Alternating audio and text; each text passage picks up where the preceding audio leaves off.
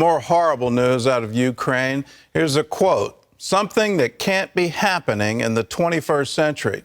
That's how a member of Ukraine's parliament described filtration camps, where civilians trying to flee are being forcibly taken to Russia.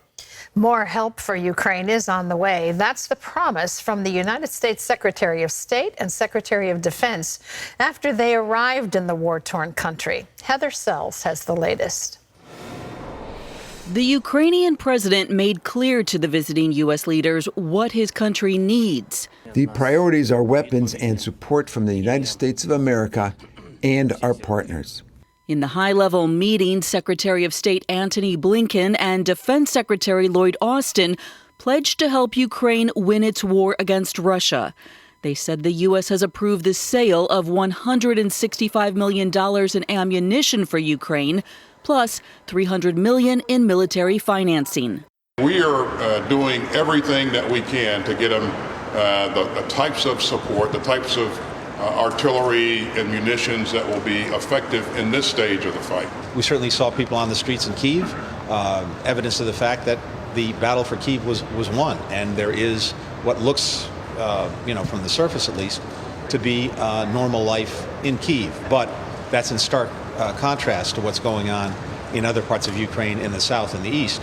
Blinken added that Russia is failing in its goals for the war to subjugate Ukraine.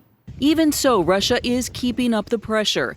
6 Russian cruise missiles hit the port city of Odessa over the weekend, killing at least 8, with fresh airstrikes targeting the steel plant in Mariupol, where thousands of civilians and soldiers are trapped. But today, the Russian military said it will open a humanitarian corridor for civilians to evacuate from the besieged plant. Yevgenia Kravchuk, a member of parliament, warned on ABC's This Week of what are called filtration camps near Mariupol, where people trying to flee are being forcibly taken to Russia. We do not know how to bring them back to Ukraine. Zelensky has also accused Russia of deporting Ukrainians, although that has not been independently verified.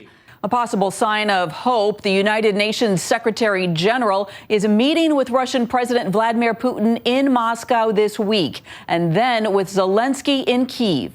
All this as Ukrainians marked Orthodox Easter on Sunday, with people in Kyiv praying for those on the front lines and others trapped in places like Mariupol. Even in that city, Orthodox Christians celebrated as smoke rose in the distance from the steel plant. And in Budapest and elsewhere across Eastern Europe, Ukrainian refugees marked the holiday with prayers for their homeland, with many hoping and praying they can return home themselves. Heather Sells, CBN